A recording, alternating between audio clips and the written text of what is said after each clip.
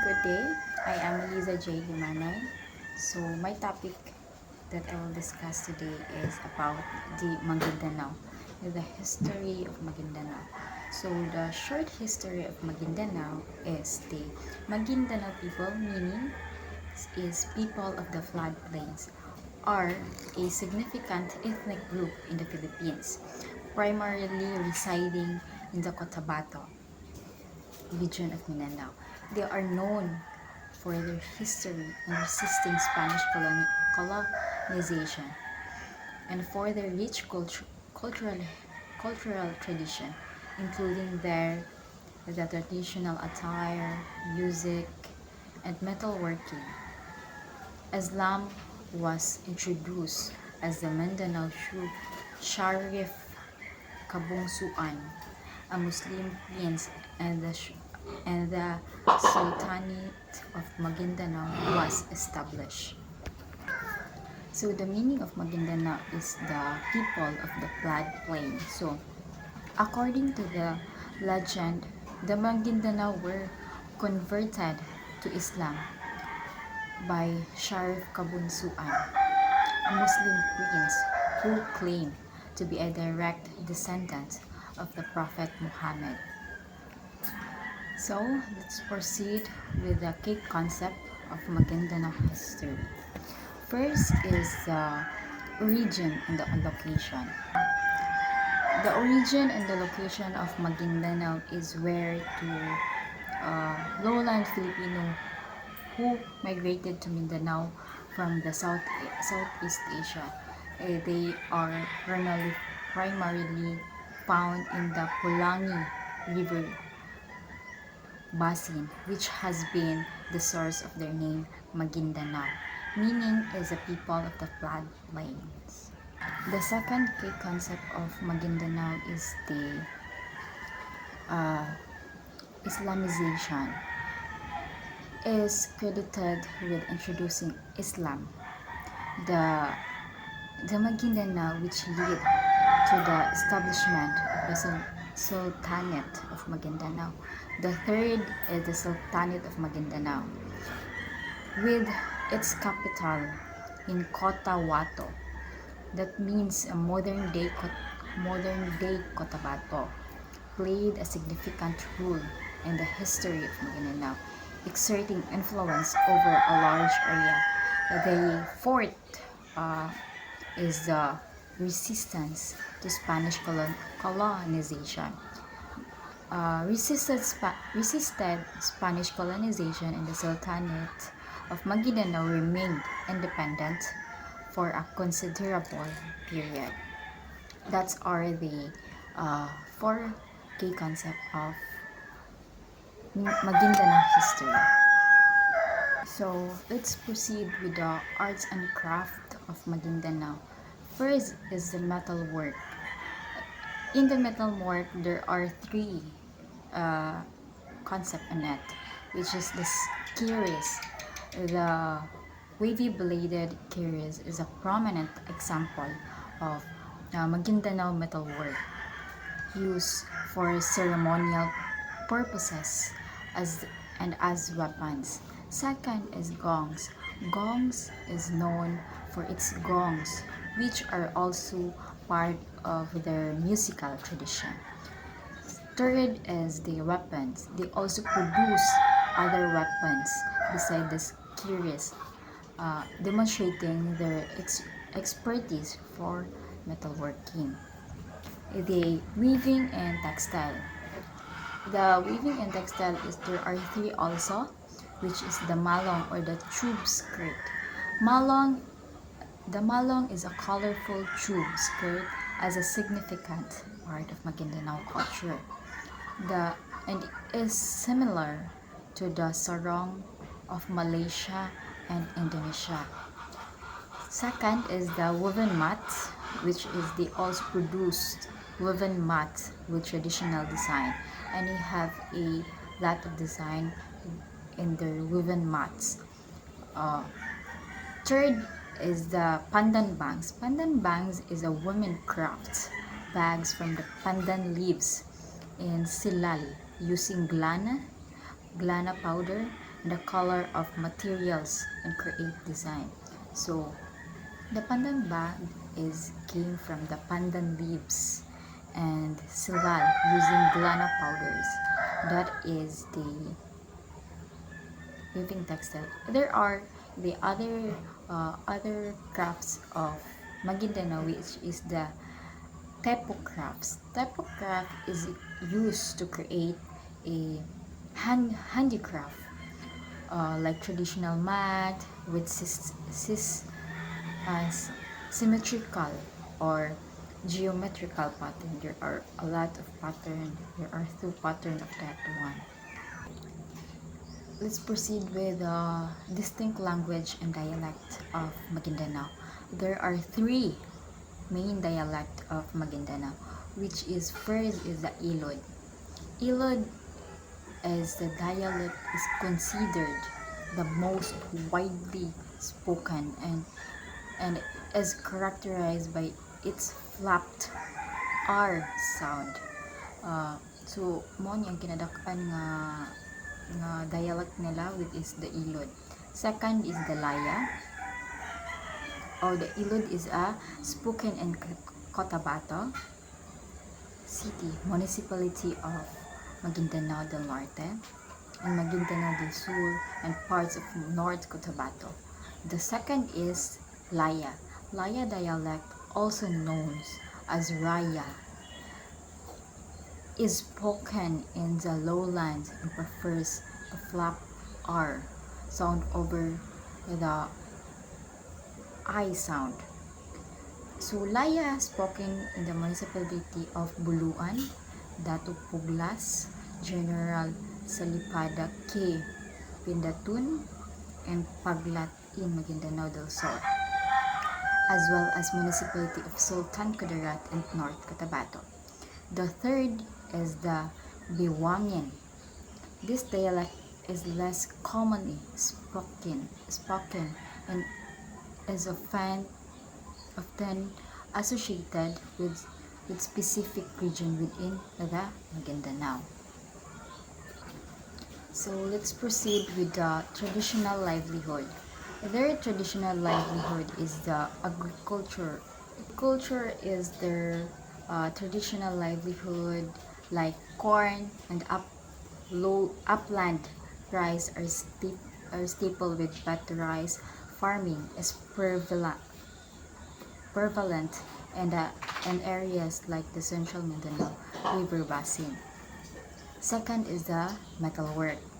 Maguindanao are renowned for their metalworking skills, producing ceremonial swords, ceremonial sword. It is kiris and gongs according to the Bangsamoro Commission for the Preservation of Cultural Heritage.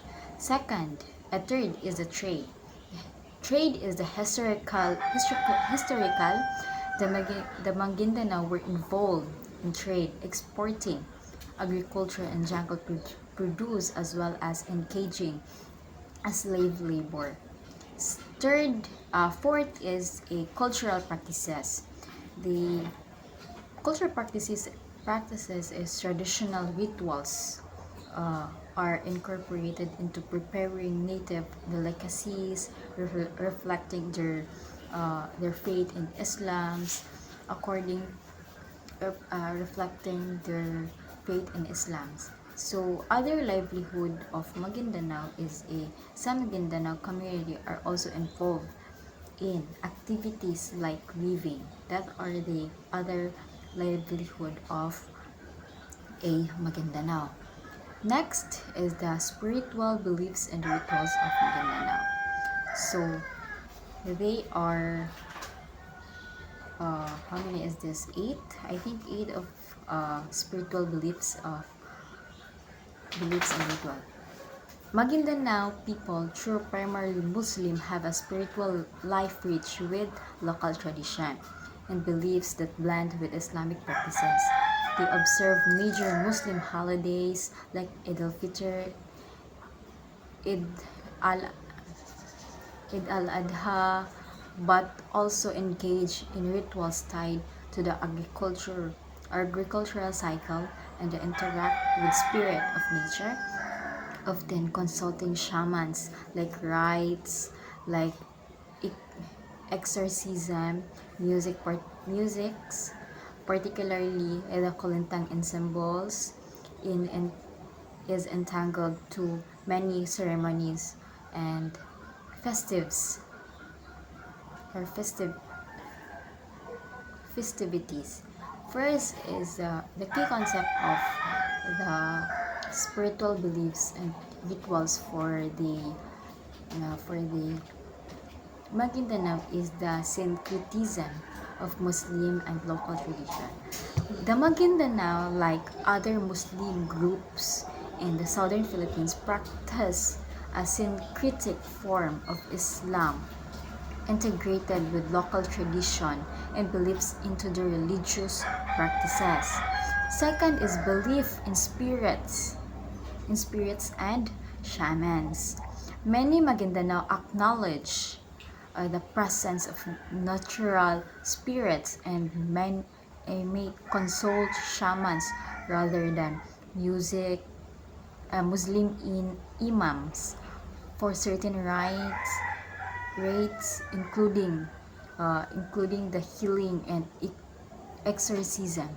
Third is the agricultural practice. They have also a agricultural rituals. Agricultural rituals and celebration are often linked to the agricultural cycle, demonstrating the strong connection between their spirituality and their livelihood. That's why they have a agricultural rituals. The fourth is the ipat rituals. They have also ipat rituals, or the ipat or kapagepat is a healing rituals rooted in pre-Islamic beliefs and practices. It involves invoking spirits to protect and have blessing and guidance on their healing. Fifth is the Kolentang ensembles. The Kolentang ensembles a percussion ensemble featuring pat gongs, and other instruments is a significant part of Maguindanao musical tradition and is often used in ceremonies and festival. The sixth, let's proceed with the number 6, the death rituals. They have also death rituals. They give a rituals on a death. Upon death, the body is wrapped with a white clothes. Hindi ka nang pusto sila ka ng puti nga clothes. And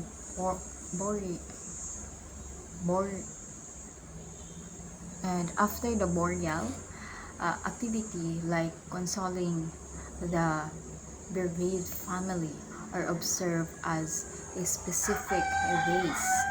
So seventh is the pre-Islamic beliefs. Some Maguindanao still hold beliefs and practices related to animism and the spirit world, which may be practiced alongside Islamic rituals. There are also the eighth is the influence of other religion. They have influence for the other religions also, which is the region history has also seen influence from Hindu, Buddhist traditions, which may be reflected in some Maguindanao beliefs and practices. So let's proceed with the challenges. A lot of indigenous group has a challenges. First is the displacement, of their land, right? Like first is the armed conflict. Maguindanao has experienced protracted armed conflict resulting in displacements and instability. Also is also a clan's food, which is a long-standing clan food, rather explicate complicate the situation and contribute to displacement. Displacement is the region has seen a significant number of people displaced due to armed conflict, clan feuds, and weather disturbance. Uh, we have also the climate vulnerability. So the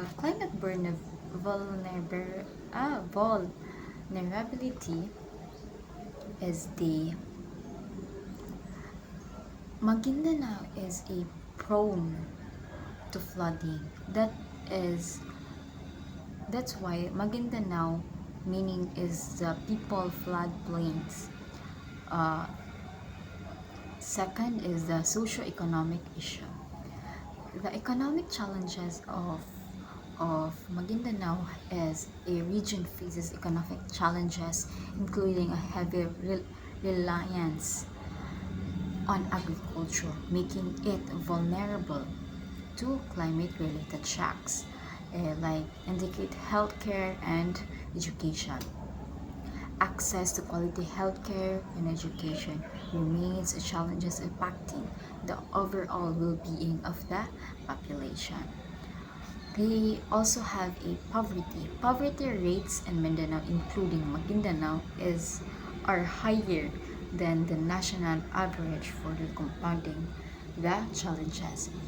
Uh, we have also other challenges, which is the lack of grassroots protection, cyclical displacement, social discrimination. Yes, we know that indigenous have experienced the discrimination of other people because not indigenous people see the indigenous people that kung ano sila kanang indigenous ni sila kanang dili ta moduan nila kay kanang mga lahi lang sa nina. That's why Maguindanao experience also a discrimination like social discrimination, political marginalization, and socio-economic isolation also contribute to the challenges faced of the population of Maguindanao. For me, makainon ko nga, or I will discriminate them because of their posture. That's why. So that's it, and thank you.